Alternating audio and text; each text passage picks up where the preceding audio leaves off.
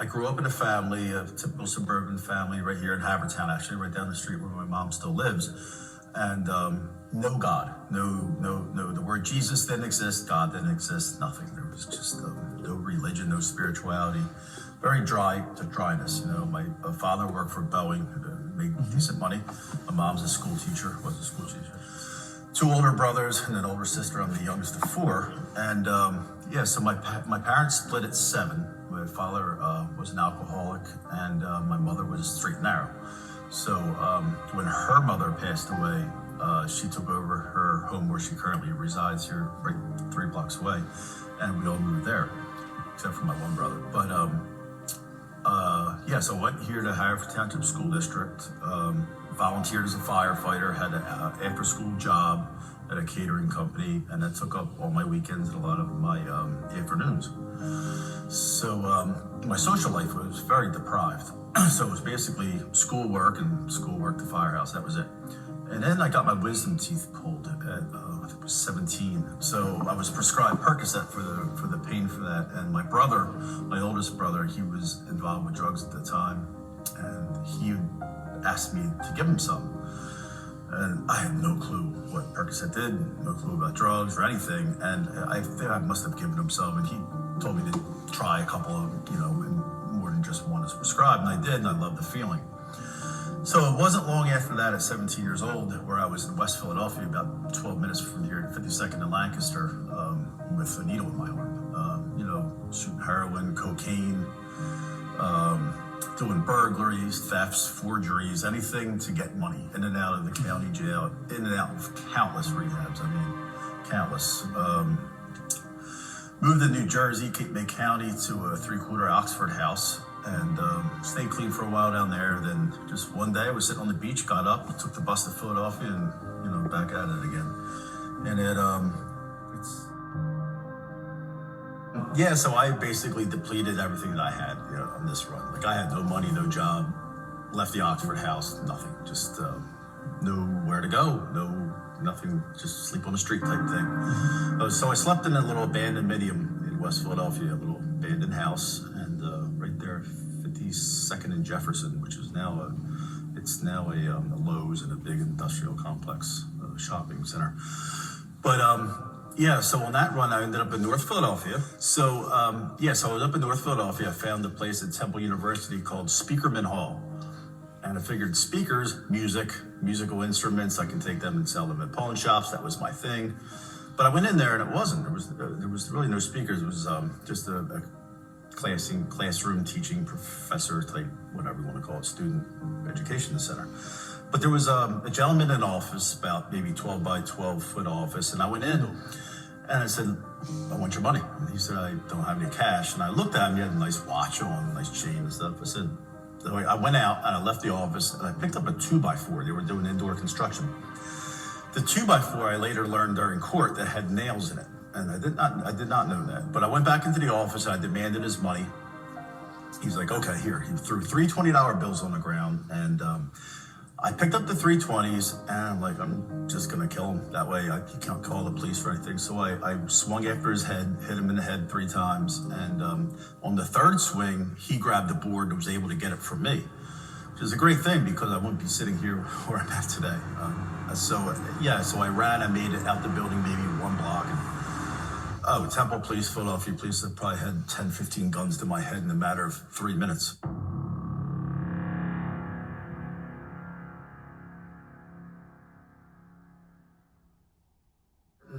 To 10 to 20 years for that. I gave back 1 to 2 on an appeal, so basically 9 to 18 years I did. I started going to Catholic Mass in the county jail up in Pitt, Philadelphia Industrial Correctional Center. It's one of the worst ones, I believe, not CFCF, and I went upstate after a year and a half being on trial.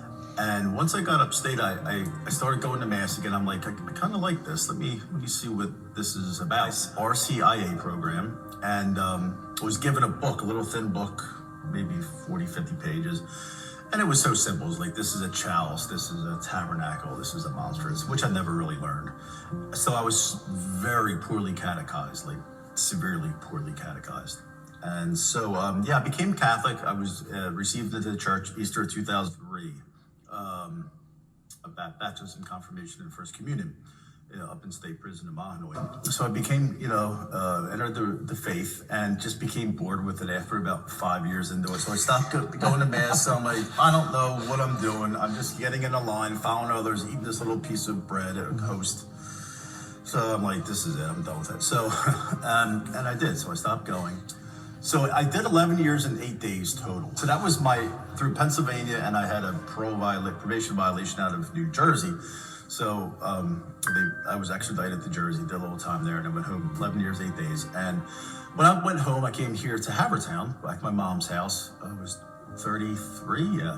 Went away at 22, came home at 33. I want everything back. I want a girlfriend. I want a job. I want a car. I want my own place. I want everything, and I want it now. I just did all this time. I want everything back. Well, it doesn't happen like that. After 10 months of being home, I relapsed again on drugs. I caught up in this thing on a Saturday morning and went back for 1 year.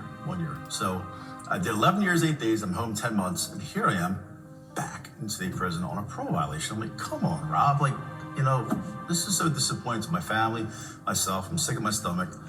What's going wrong? Let me just figure this out. So I ended up going back to a Catholic mass. And outside the chapel there that they use for all denominations was it's a shelf full of literature, and this one booklet had a nun on there with a stare. So for about 3 weeks, I kept walking past it, and finally I grabbed it and took it back to my cell. I'm like, I wonder what this is about. It's a novena to Saint Therese. And so ever since then, God used her to intervene, and I started learning everything I could about the Catholic faith. I would write down like the Our Father, the Hail Mary, Act of Contrition, just little prayers. I'd go to the yard and just walk around the track and just recite them, just memorize them and recite them verbally to myself. I finished up my year on the parole violation. I had to go to the Department of Corrections ran halfway house called Kintock at Bean Erie. Yeah, so as soon as I went in there, they have a little library. Of all the books they have in a little library in a halfway house in North Philadelphia, they had the Catechism, the Catholic Church, the little $9.99 one that's blue with white and gold trim lettering. So I picked it up. I studied it and learned and read, and just like one of my first passes was to St. Veronica's, and I went to mass there. I think it was 6 or 6:30 in the morning. It was early on a weekday. And one of my other trips was on a bus from the halfway house to the Carmelite Monastery. Just rang on her doorbell. And so we talked for a good little bit, and she gave me her blessing, welcomed me back, and which I've gone back numerous times for various things. And I ended up doing telemarketing in South Philadelphia, so St. Rita's became my first place. That's what that was. That was part-time, and then I took a job in Old City at Donardo's Crabs as a busboy, and finally went back to my mom's house. She had me back here in Havertown, so I'd take the Market Frankfurtel to and from, get off at St. John the Evangelist, where I made my first real confessional. The confessional doors there, I held it open for the next guy that was going in. I'm like, I don't know what to do. You hold it open? I don't know. Now I just know you just go out and just go about your business. But I specifically held it for this guy. And after I did I think my penance was 10 Hail Marys, might have been in the back there with the Our Lady of Lourdes. So afterward, I felt this little tapping on my shoulder. It was a guy that I held the door for. He gave me a scapular with this information on the Blessed Mother and St. Joseph. And I just broke my scapular. It was ironic. He was like, thanks for holding that door open for me. And I still have this stuff at home, this information. Part of my trip was like exploring the city, going to different Catholic churches, and the cathedral was one of them. First time in a cathedral. I was blown back. I'm like, this place is huge. It takes me forever to get from one side to the other. And I ended up, from there, I ended up taking this job with a marble floor restoration company. So I worked for the Coco family St. Jude shop, right down the street. It's right on the street. I don't know if you've ever heard of it. They sell all religious articles, statuary, church goods. They do church renovations. They sell everything, really. Missals, books, everything Catholic. So I took a job there in 2015, which was the year the Pope came. Mm-hmm. So I took a job selling religious articles, and they opened up a little store in the cathedral shop.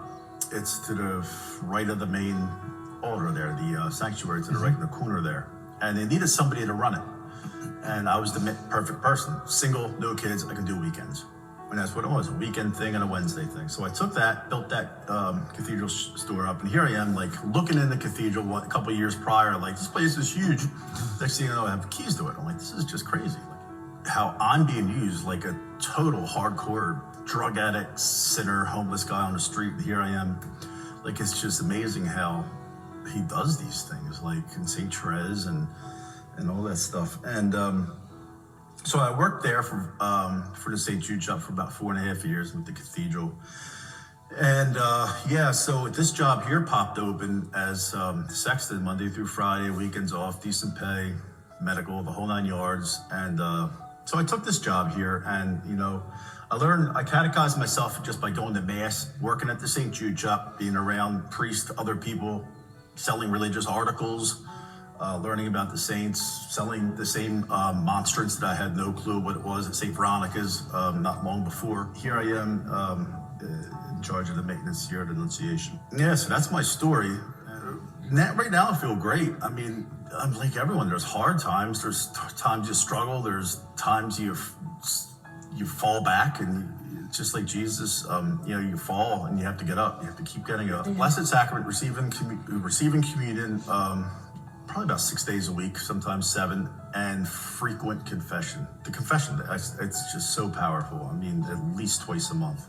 Like, I don't want anything. I don't want the riches of the world. I'm not attracted to the boats and the this, that, all the stuff that people love, and guns and whatever else it may be, and the trips here and trips there. I have a 1-bedroom apartment. My little dog Newman, after St. John Newman, he's out here actually. I have a great job. It's enough to pay the bills. My Father Cox has become a great friend. And the Catholic faith is so beautiful because it's the sacraments. The sacraments that we have are so free. So, what I would have to say to younger people, or anybody, it doesn't matter, young or adults, anybody who's mixed up in the game, so to speak, out there, drinking, drugging, or sinning, or whatever you're caught up in, whatever addictions, really. There are other people too that you're out there with. They're not going to save you. Only Jesus can save. Only Jesus forgives, and you'll never get this time back. So if you make the wrong mistake and you end up like me, going away for 11 years, and most of those people that go away for a long time, they don't ever come home and take the religion with them. They leave that back in the penal institutions. So I was very fortunate to be saved, really, and come to get to where I'm at now.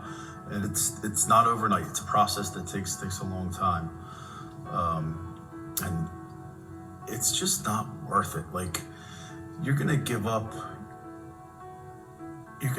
your entire life, your future, your careers, your credit, your family, the potential of having kids, all for drugs or for alcohol or chasing addictions that will never fulfill you. It's temporary. They're temporary fulfillments, and at the end, you feel good when it's going on, when you're getting high or you're getting drunk or whatever it is that you're doing, call it your addiction. It feels good at the time. But however far up you go, feeling good, when that's over with, when the party's over, you go that far south into a depression. And that, once you're down there, it's so hard to get back up again. And through God and through the faith, the Catholic faith and the sacraments, you can certainly get through them, because I did. If I can, you can. It's just not worth it. It's an illusion. It really is. It's all an illusion. It's a waste of time, waste of money, waste of life. The man behind me, on the crucifix behind me, on the cross, and who's present in the tabernacle behind me, that's what gives us life, and eternal life, and fulfillment, and happiness, and peace of mind. So yeah, I am a completely different person.